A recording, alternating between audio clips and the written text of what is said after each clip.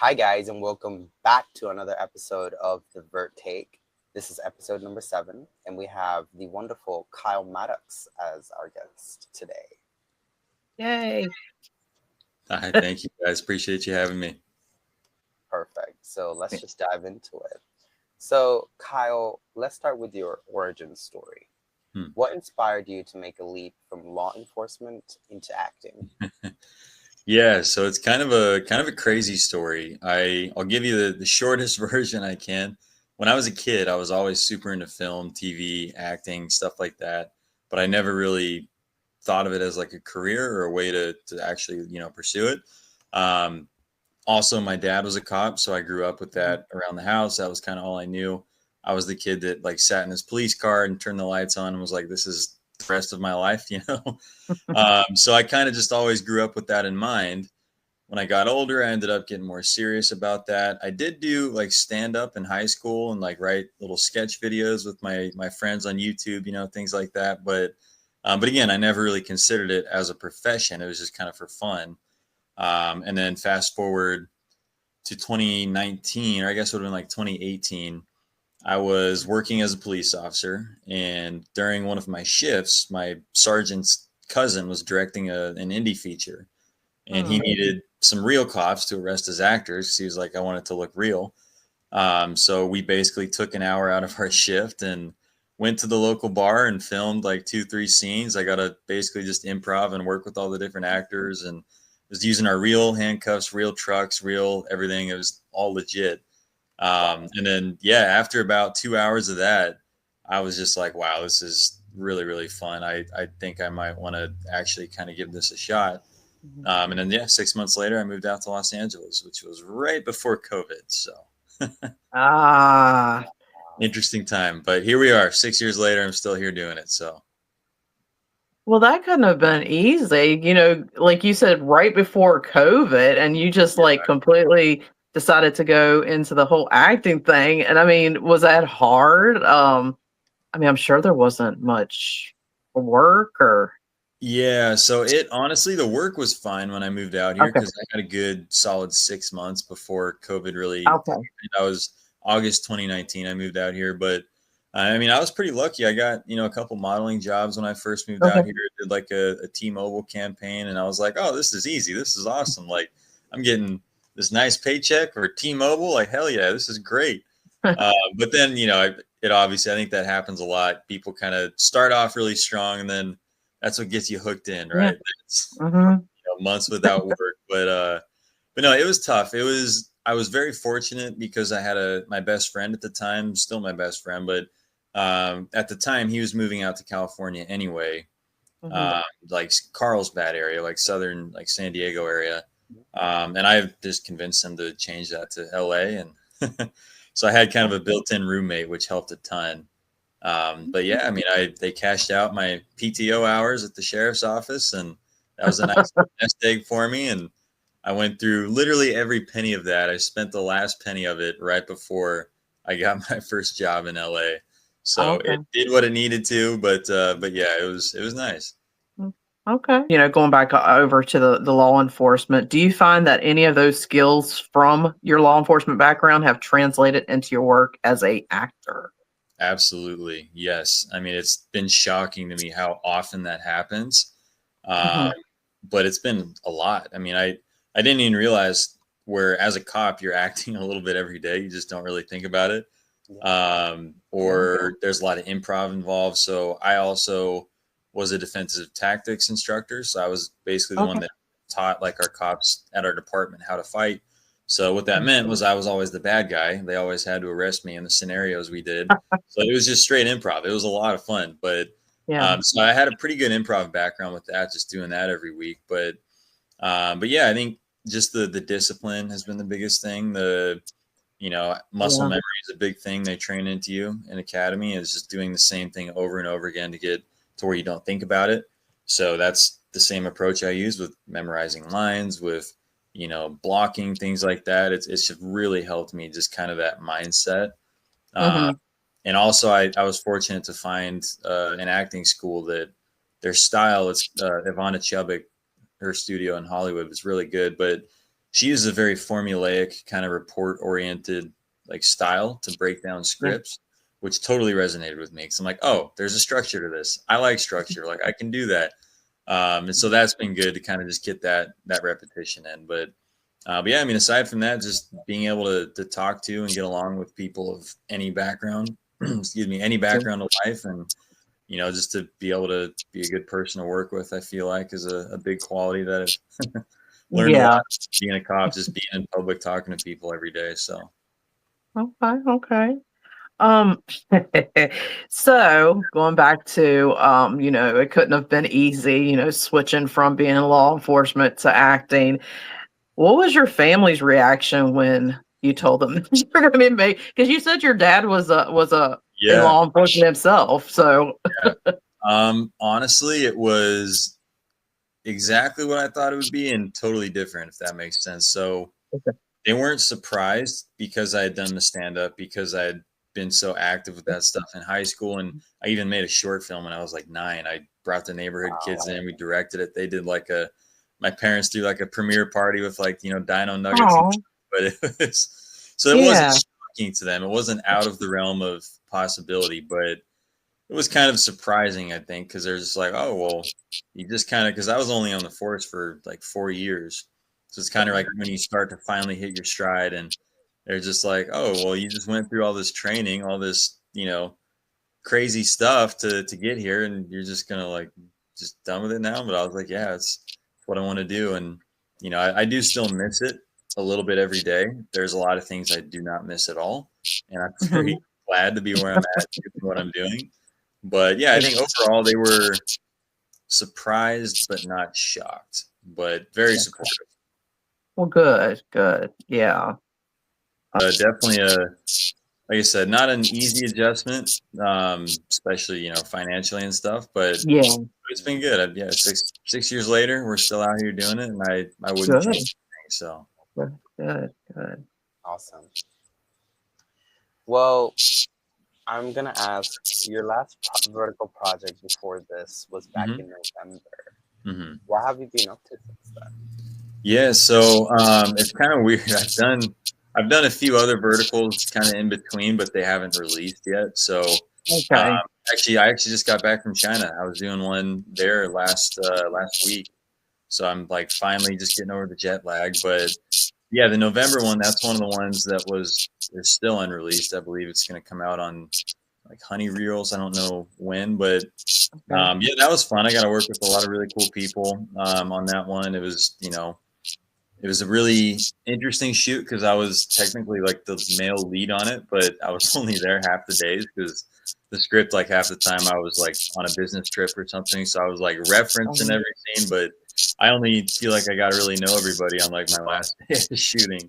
But it was a fun one. I had a good time with it. I did the mafia style one a little bit after that, which was interesting. It's it's a very, very dark kind of role to play. That seems to be kind of a trend lately too. Is like the mafia, kind of a coerced love type subject, which I'm kind of torn on because obviously as a former cop, like I used to kind of go in and help resolve those situations. Now I'm like the guy creating them, but it was a good challenge for me, which is why I wanted to do it. I was able to really kind of tap into a lot of the people I used to know and arrest and deal with, and it's a cool way to bring certain aspects of those people to life through a character. So that was cool. But then the one I just did in China, that was a crazy experience. I had a really good time. It was for, I believe, mini shorts as the platform, but yeah, we were in China for about 12 days. We happened to be there during like their worst floods in decades. It was in Beijing area. It was raining the entire time, hot, humid, flooding. Literally, the rivers were like flooding over. The cabin we were filming in was used as a shelter for the flood victims because it was so bad. But it was a totally different, like crazy out of world experience. You're on the other side of the planet, and it definitely felt like it. But yeah, it was a good time. We had a really good crew, really good cast. And again, we got to film in a castle, which was fun. And I got to travel to China, which I mean, if you had asked me 6 years ago, like what I think I'd be in China filming a vertical. I have no idea what I would have said. I would have been like, probably, what's a vertical? But yeah, it's crazy how life works, you know? Mm-hmm. No, Yeah. absolutely, it is how life can give you a whole 180 or 360 from what you expect. Yeah. And hey, you're living proof of that, and that's amazing. Yeah, hey, I'm happy to be it. Awesome. So you just wrapped a new vertical. What can you share about that project? Yeah, so again, it's going to be on mini shorts. It's a really fun one. It's a little bit different than kind of the typical genres that are kind of prevalent right now. Essentially, it's assuming the title doesn't change. It's going to be titled Under the Lord's Watch. I played the Lord, which is like the Lord of the estate, like the rich billionaire guy or whatever. But it was really fun because we got to use this old castle that they'd actually converted to a winery in China. But it was like this big old castle with like a massive cellar and like spiral staircase that went down like 6 stories and like a massive tower and grand ballroom. So it was a really, really cool location to be in. But generally, I think the way I describe the story, it's not too unfamiliar. It's like the rich lord hires an employee who he recognizes from his past, but trying to get her to remember, the situation that initially brought them together. And then they have to kind of find their way back to each other. But it looked really good. It was honestly the best DP, the best crew, the best. I mean, everybody I've worked with was phenomenal. Just seeing like some of the screen grabs and the monitor footage, it looked really, really good. So I'm very excited to see it all put together. Oh, good. We're excited to see it too. Was this filmed in the States or in China? It should be viewed everywhere. I think it'll just go on the platform. But yeah, this was in. Filmed? Oh yeah, this was in China. Yep. China. Okay. Yep. Yeah, Beijing. Got it. Yeah. So going back to the vertical that you were just speaking of, what do you hope that the audience is going to take from it? I hope that they can take. I'm trying to think like the deeper. I hope, because the story, without giving too much of it away, I hope that they can take being committed to what you believe in. I think that's a good message to take from this one. Is there's going to be a lot of obstacles. There's going to be a lot of things working against you, whether that's love or work or your dreams or whatever it may be. But if you just stay committed to what you believe in and what you stand for, I think at the end of the day, you'll find yourself exactly where you need to be. And that'll kind of be the through line to get you there. So I think that's probably what I would say the general takeaway would be, what I hope it is. Yeah. But we'll see, I guess. Fingers crossed. Yeah.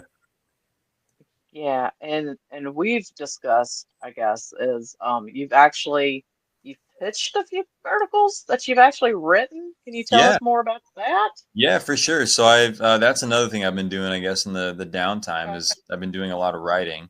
But yeah, one is very much like police. A couple of them are kind of police stories, which that's another big goal of mine, is to be able to tell, first responder stories and tell them accurately and tell them through multiple mediums, and one being a vertical. But the one I'm most excited about that seems to have been getting the most traction lately is basically a bank heist hostage story.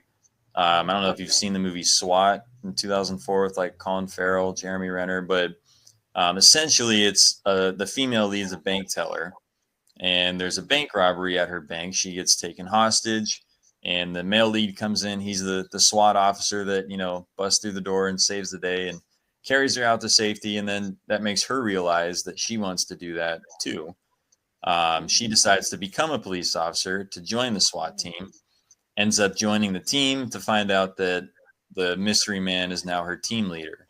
So they're kind of, fate brings them back together, and they have to kind of deal with that, reckon with that. Obviously her past of the trauma she went through. And then he has some secrets he's hiding as well, without getting too much into it. But basically she finds out he's not who she initially thought, and they have to kind of find their way back to each other as well in the end. And they're put in a crazy situation where she has to make a choice. between, you know, him or someone else. And so I think it'd be fun. It'd be a really fun one to do. Yeah, I've written like a baseball one as well. I'm a big baseball guy, so kind of a baseball love story. You know, player gets injured and has to rehab it, and his physical therapist is like his high school sweetheart that he pissed off back in the day. But yeah, so I think that would be a fun one, obviously, just because I mean, all of these I write with the intention of hopefully acting in. Police stuff, I'm very, you know, familiar with. I love doing that. Baseball, I would love to do. Any sports vertical, really. I'd love to do. I've still not done one, but yeah, just kind of things like that. Okay. Yeah. We need more baseball type vertical because it seems like right now the thing is like football and hockey. Those are the I know it's a two. lot of hockey. I've noticed that too. I was like, that's interesting. Even in like China, it's all the hockey ones. I was like, that's fascinating to me. But yeah. Well, yeah. Well, going back to like for me, I'm a huge book reader, and Mm, that seems like that's the big like topic is everybody loves a hockey player. So that's yeah, always usually the theme of most, yeah. So, but yeah, yeah, we need more baseball. yeah. I agree. Let's do it. Let's start a new trend. Hashtag we need more baseball. Yeah. Kyle, do you prefer being in front of the camera or behind the scenes, or do writing and acting fulfillment in different creative needs for you? Hmm. I like both. I definitely they both activate different things creatively, if that makes sense. So like, Hmm. I mean, my dream would be to like, you know, write something, act in it, um, direct it. I mean, I'm working on a short film right now that I've written that I'm hopefully going to direct. So we'll see. That'll be cool. But I think just yeah, I mean, I'm grateful for any of it if I'm able to write and get that out there, or to act and you know have my performance make people feel something. That's all I really care at the end of the day. But selfishly, yeah, I would love to be able to do both and to be able to, like, for example, write a vertical and act in it. Wouldn't want to direct a vertical. That'd be a little crazy, I think. But yeah, I would love to do that, just to be able to.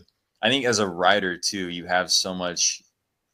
It helps so much as an actor to have the writing insight. Even when I've been on Mhm. projects where the writer's been on set, it's helped me a ton. You can always bounce something off them, bounce an idea off them. Hey, what do you when you wrote this? Like, do you think this was what the character was thinking? And they go, oh no, it was like this, and you can kind of cross-reference that with your own prep and your own, you know, work. But I think it's really cool that way to be able to do that. So I'm happy to do any of it. But yeah, they do activate different things. Interesting. Mhm. What keeps you drawn back from the vertical format in Mhm. particular? I love the challenge of it. It's obviously a lot of filming in a short amount of time. And I used to tell people, like, when I first started doing them, it's like, it's kind of like acting class that you're being paid to be there. Because every project has its own unique set of challenges. I mean, the Mafia one I did, their lead had actually dropped out 12 hours before they were starting shooting. So they literally called me at like 11 p.m. They're like, "Hey, we're doing a vertical. Do you want to be the male lead? We shoot at 8 a.m. tomorrow." And I was like, "Sure." So that one was a challenge, just to see. I just wanted to see how fast I could memorize it. If I could get through a 110-page script in a week and just basically memorize as I go, which was a really cool challenge, and I ended up having a really great experience with it. But the pacing I like it's very structured, it's very systematic. The crews are incredibly efficient, and I mean, it's as of now, I've been able to kind of travel the world with it, but it's very cool to see. Even the ones in LA, they've all been mostly Chinese crews. It's cool to kind of see that work, you know, to see the different side of it from the other part of the world that is just still doing the same thing we're doing here. You know, so I think it's really fascinating culturally to kind of experience that too. It's been a very cool kind of cultural experience for me that way. Okay. That is very interesting. So you act, you write, but what's next on your creative bucket list? Hmm. Now you Creative. said you didn't direct. Yeah, I was gonna say creatively direct. I would love to start Okay. directing a little bit. I understand it's an incredibly difficult role and it's a difficult job. So I want to start probably with like a small short film or something to kind of get the hang of it. But again, my ultimate dream would be to kind of, write, direct, act in something specifically like a first responder, police, law enforcement story, or EMTs, firefighters, whatever. I played a firefighter and loved it once. So anything in that world, I would love to write, direct, and act in. But your answer is, yeah, direct. Direct. Okay. And looking back, what's been your favorite project so far, and what made it so memorable? Dang. So honestly, my favorite project, I'll give you two parts. Vertical project was the first one I did, the Mr. Thompson. Just Okay. because I think that was my first vertical. I didn't know what I was getting into. It was, a really fun experience. It was very fast paced and different than anything I'd done before in like normal film stuff. So that was really cool. I mean, it's so hard to pick. The cast and everybody was amazing on this last one I did too, and I'll remember that trip the rest of my life. But I would say overall, like film career, it's a independent feature I was in like 2020. It's on Amazon. It's called Loss of Essence, but it's basically a film within a film. And I played the main actor of the fictional film. So I actually got to end up playing three roles in one. It was the main actor when he was in character, the main actor when he was out of character, just kind of a, egotistical Okay. Hollywood actor. And then at some point in the story, he gets injured and basically has a traumatic brain injury that totally changes his vibe. And so then it's like the post injury version of him. So that was really cool. I got to play three roles in one. It was filmed Wow. on location in Mississippi in this massive compound. The director had like 800 acres of property just outside of Natchez, which was really cool. And we basically were like summer camp. We were there for 2 weeks. It was in October, so it was beautiful outside. And I got to know everybody very, very well. They're still some of my close friends that I've met since being in LA. And, we're all doing our own totally separate things now. But when we talk, it's like nothing's ever changed. And I think just spending, every day with each other for 2 weeks kind of helped ingrain that. But overall, that was my most fun, memorable experience to this point. Okay. Awesome. That sounds like an experience on its own. Wow, It was crazy, yeah. I'm glad you went through that. That's amazing. So you also appeared in Allison Kane's music video. How did that opportunity come, and what was that experience like? Yeah, honestly, I'm trying to remember how that came about. I think she may have reached out to my girlfriend. My girlfriend's a singer-songwriter as well.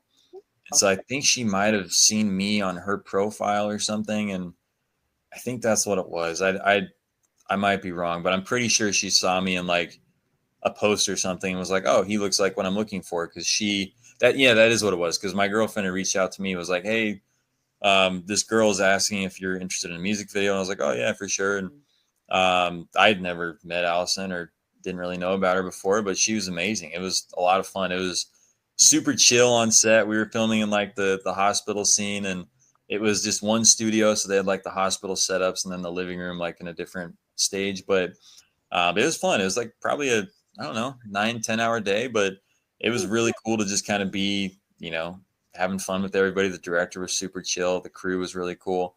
She's obviously very chill to work with as well. So I think that kind of set the tone for the rest of the production. But yeah, it was cool. I liked the song. I enjoyed the music video when it came out.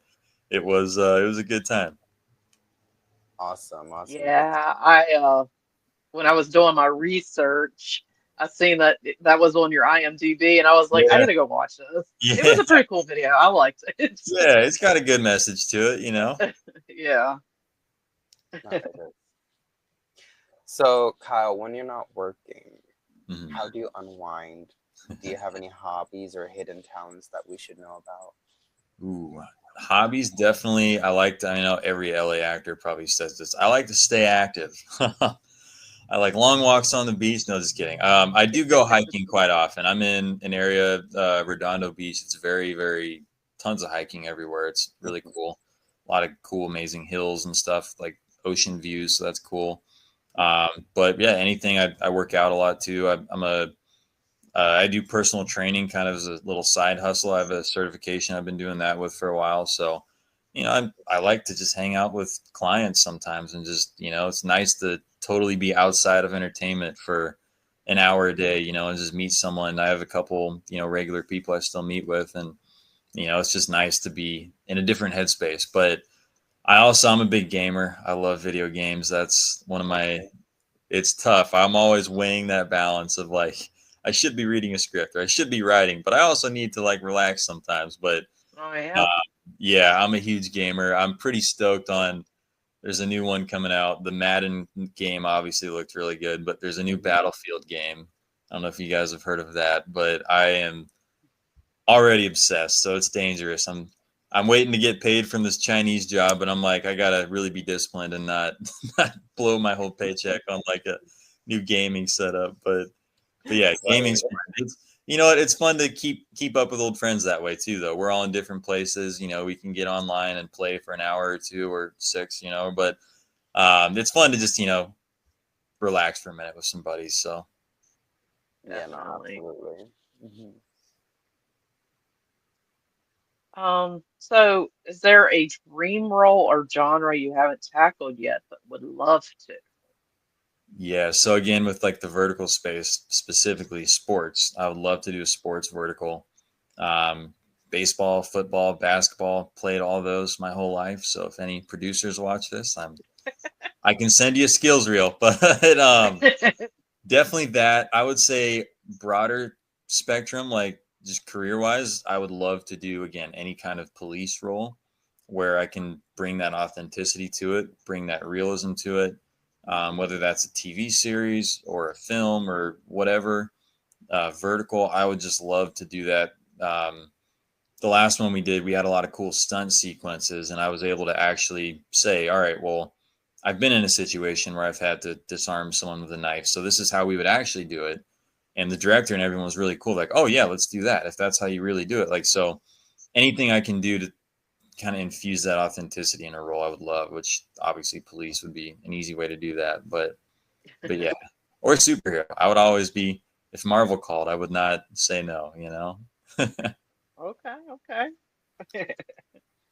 Um, so having a little bit of fun here, but what is the most ridiculous line you've ever had to say on camera? And how did you keep a straight face? Yeah. Oh man, I've actually had to say quite a few. I have to really narrow it down. I've done a lot of really like crazy short films too that are just like American Pie style or like super raunchy. Uh, Trying to think. Yeah, there's, oh man. Well, and then the verticals, there's some wacky lines too there. I honestly like, yeah, ridiculous in the sense that it was hard for me to say without laughing was in the first vertical I did. I think it's actually on my TikTok page maybe too. I did like a stitch or something with it, but basically there's a scene where I'm cornering the intern who is the love interest in the coffee room and basically trying to like intimidate her as like the mean boss or whatever. And she says something like, I don't believe anything or something like that, or I don't assume anything. And I don't even assume you're a man. And then credit to her for saying that line with a straight face. But then I have to like basically walk her into the corner and be like, I'm 100% man. And if you say that again, I'll prove to you just how much of a man I like. That was a hard one. Oh God, that's Yeah, that was my inner monologue right there. It was exactly that. I was like, here we go. oh I God. can't even imagine. Uh, Oh, goodness. So I know you were in law enforcement before mhm, acting had, came up to you, but yeah. if acting hadn't have, worked out for you, what do you mhm. think life would have taken you? Yeah, honestly, this is going to sound ridiculous, but it's one of my biggest life regrets is quitting football. I played football basically my whole life, and then I quit playing organized football on like teams and stuff near Hmm. the end of middle school. But I was in West Virginia, actually, Morgantown. So I'm sure you know huge football community there, like huge football school, WVU. And a lot of the kids I grew up playing with went on to go to like the NFL or play Division I college sports. And I was like, dang, when we were playing together, I was always like on their level or above it. So I'm like, what would have happened had I just committed to that? You know, who knows? Right. But career wise, I mean, if it wasn't something like that, I looked in physical therapy for a while. I would have really enjoyed that. That's something I could totally see myself doing. But it's tough because I'm such a creative person. I would want to do something creative. I think maybe animating would be fun. I looked into like Pixar for a while and like their internship program. So maybe something like that. I don't know. Okay. Sounds interesting. Okay. So it's movie night. What's playing? Ooh. What? Yeah. I mean, it changes all the time. Right now, I gotta say probably Troy, the movie with Brad Pitt, Eric Bana, Orlando Bloom. I think it's like 2004, but I love that movie more now that I've been in film because I can appreciate how it was all practical effects. Like none of it was really CGI. They literally built the giant Trojan horse and they had giant balls of fire that they were rolling down the hills at extras. Like it's just so crazy to think they did all that like practically and had the ships on the beach and everything. But definitely that one right now. I'm sure it'll change, but. Okay. Interesting. So the other thing I wanted to ask you was, would you survive a zombie apocalypse? And if you think you would, which one of your characters would you team up with? Ooh, I would absolutely. My buddies talking about the video games. This is a frequent topic of conversation. Is like, what would we do? Where would we go? What would we take with us? Yeah. So I do think I would be able to handle myself, especially given my weapons training and tactical skills I've gotten along the way. But you never know. But I would like my chances. The character I would like to team up with. That's a tough one too. There's the mafia character. I would trust his abilities better, his street smarts, and his ability to kind of do what he needs to do to survive. But this last one I played would have, I feel like, the financial backing to, have a compound or have like a giant fortress or a helicopter, which would come in handy in those kind of situations. But if we're talking ground level, like fighting through zombies on the street, I'm going with Luca Ancelotti for sure, the guy from My Mob Lovers Torture. Well, I'm sure you can kick some ass, so yeah, he's the financial guy. Right.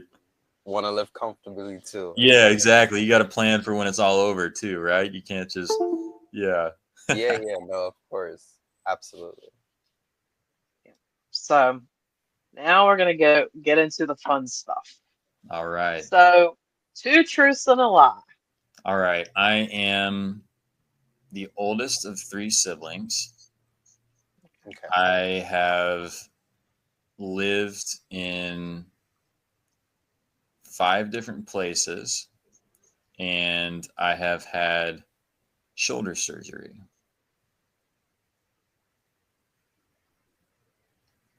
Interesting. Very interesting. I am going to say, I don't think you've lived in 5 different places. This is going to sound very creepy, but I know you're the oldest of 3 siblings, so I know that's true. Jennifer, what did you say? The 5 different places. I don't think he's lived in 5 different places. I could be wrong. Well, he's from Oregon, and then you know what? I think that's true. I don't think you've had shoulder surgery. Ooh, all right. Well, it is the shoulder surgery. That is incorrect. It was knee surgery. I have barely lived in 5 places. I've lived in 5 places total, including now. So it's kind of a tricky one, I guess. But yeah, that one was Bend, Oregon, Morgantown, West Virginia, Salt Lake City, Utah, Southern Utah, and then LA. I was trying not to like count in my head while I was But the shoulder surgery, it was knee surgery. I was 15 actually, but I was playing basketball. Blew my knee out. It was a crazy experience. It actually probably helped really shape my work ethic and stuff too. But I had total reconstructive knee surgery. Had to relearn how to walk, run, jump. For a little bit, they didn't know if I would be able to run or jump normally. It's a crazy story, but my quad muscle like shut down during the surgery, so I had to basically just rehabbing it every day for 2 hours after school and high school for a year. So it was a crazy experience, but it's funny. I quit football because I was worried about getting injured, and I was like, oh, basketball gave me the knee injury, but builds character, right? It was good. It was good. Yeah. Well, folks, there you go. If you guessed the same as me, which is shoulder surgery, you guys got it correct. 1 point for me, 1 point for Jennifer for now. That's the score. All right. And, no, this is actually a fun segment, and we're rocking it. So the next segment is the rapid fire segment, my favorite segment. So whenever you're ready, I'm just gonna put 2.5 minutes on the clock, and awesome. You can just wrap it away. Let's do it. I'm ready. Okay. Facebook or Instagram? Instagram. Travel must have. Ooh. Partners? Or sorry, say that one again. I might have misunderstood. Travel must have, like. Oh yeah. Headphones. Casual or formal? Casual. Fictional world you'd live in? Pendragon. Sand or grass? Grass. Time travel or teleportation? Time travel. Cardio or weights? Weights. Dream dinner guest. They could be dead or alive. Ooh, that's a tough one. Honestly, Brad Pitt. Okay. Okay. Winning the lottery or becoming famous overnight? Lottery. Okay. If you could swap lives with anyone for a day?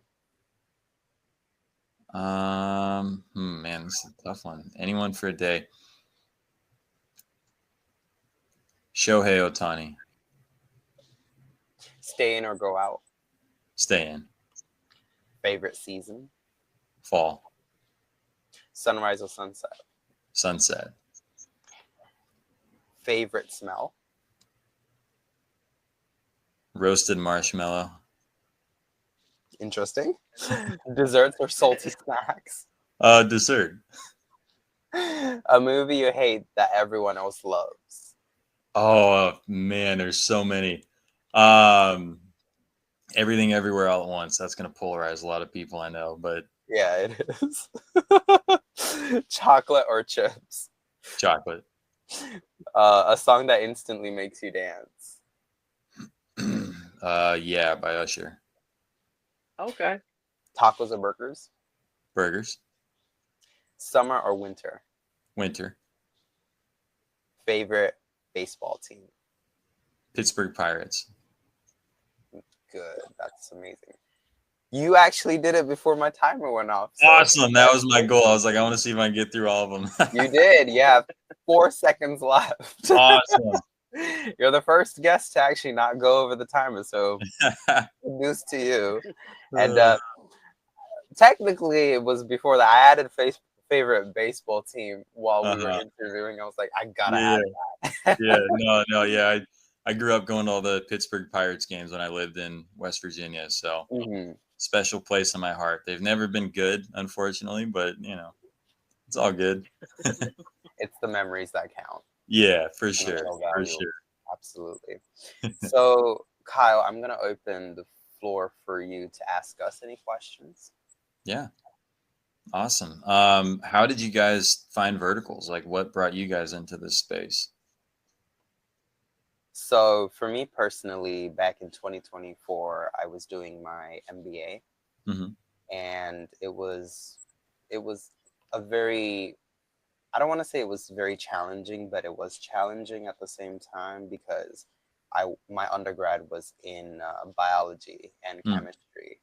So going from that into, an MBA was quite a drastic, like, I was going poles apart.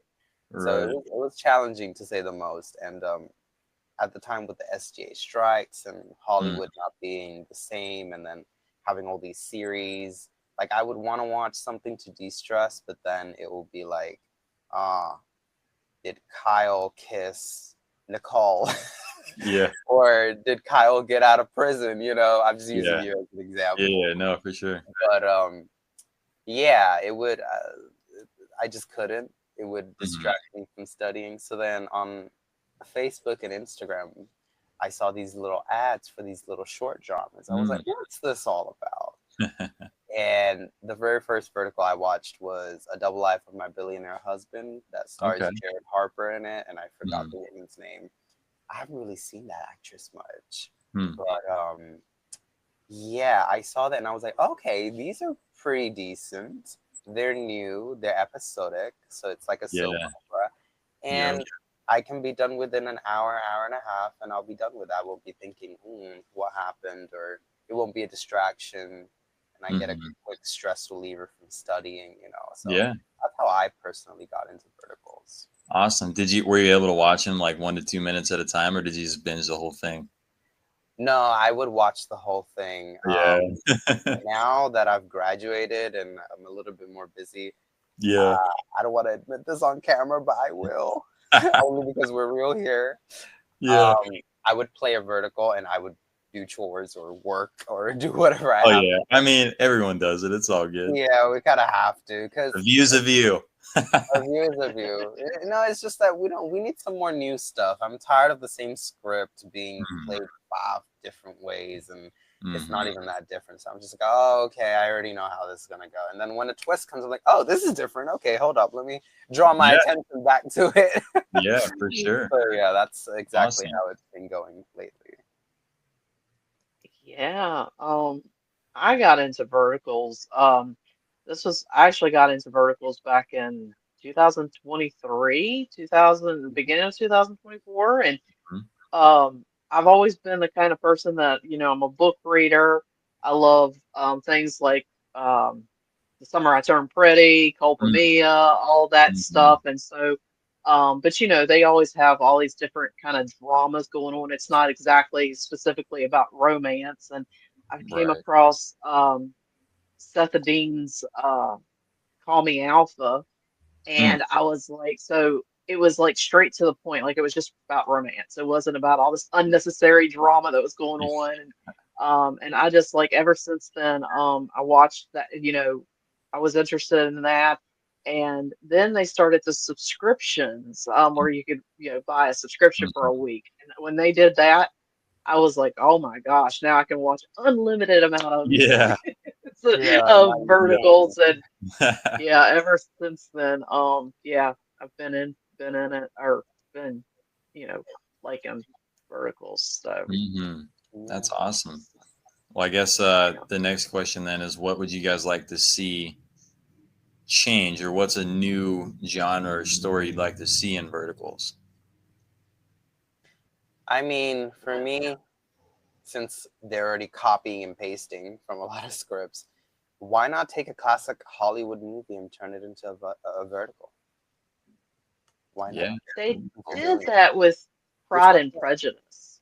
Oh yeah. Which one was that? Yeah, which one was? Believe it or not, it was actually pretty good. I was kind of skeptical about whether or not they were going to do Pride and Prejudice good.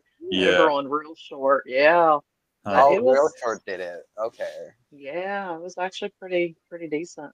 So we gotta check it out. Yeah. For me, we're constantly getting the whole older man, younger woman type verticals. I would like to see more older women, younger men verticals, the reverse age gap. Just in general, that's kind of like a taboo thing, getting into like more women. cougars. Yeah. Yeah, why not? There's some coming. I Even know there's some out there. I auditioned for a yeah, few of them that are probably being filmed right now. So give it a few months and maybe they'll okay, start surfacing. yeah. So Yeah, like the inverse of things. Like, let's Mhm. have a billionaire CEO heiress who's ruthless and mhm. arrogant, and let's have a guy who's trying to maybe save. Ooh, someone pitched this. A guy who's trying to save his family, but then he illegally gets married to the heiress. Then what Mm. happens? There you No. go. and, I like that. I'm all about then, flipping and things then his on its wife head, can too, be the quote unquote bitch. yeah. Slash villainous. Will she bring her man's back? Will he Yeah, go? You know? I love it. Someone pitched that. I can't write it. Or maybe you can write it, Kyle. Yeah, hey, yeah, I'll take notes. That's great. There you go. There's an idea for you.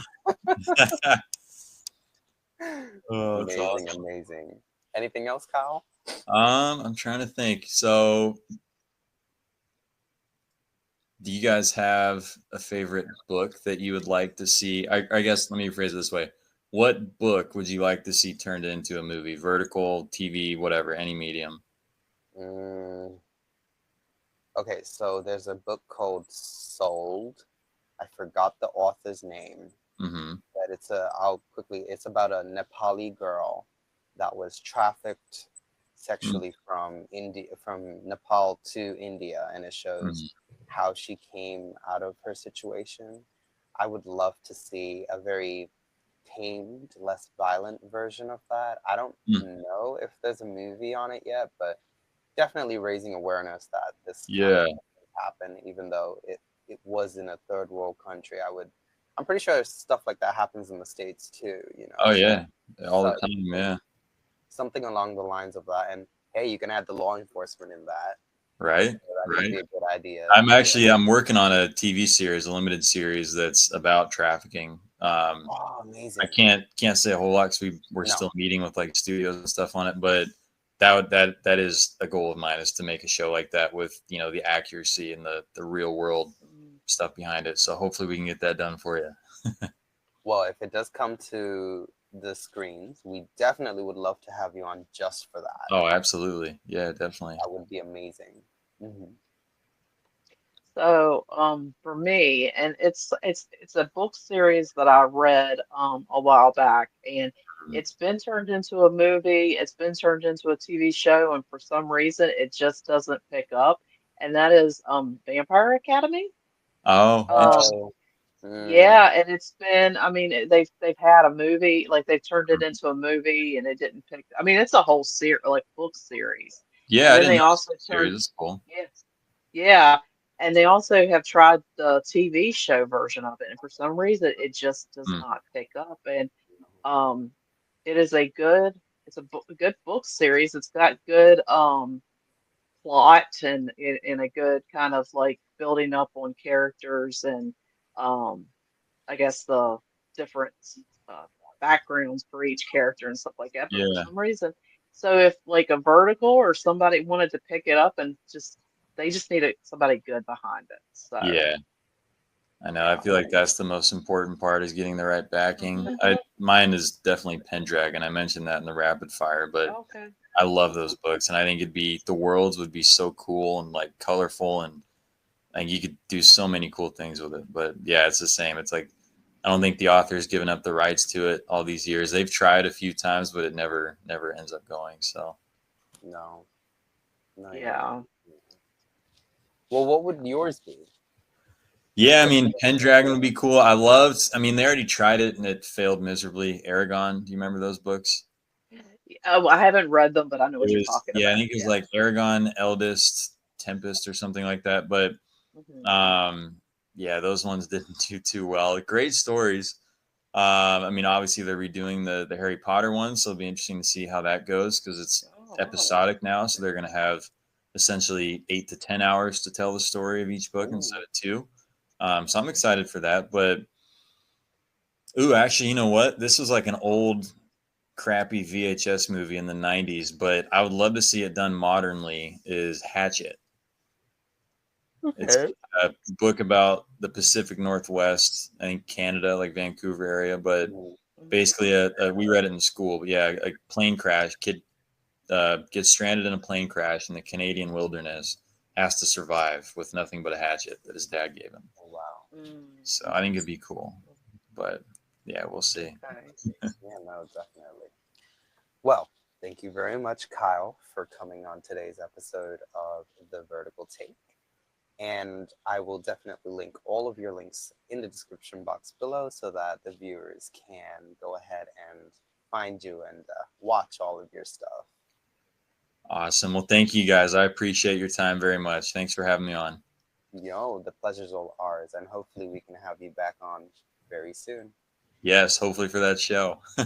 Yes, amen. Let's put it out there. So for the rest of the viewers, thank you very much for making it to the end of this video. I hope you guys have a blissful day, and until next time, peace.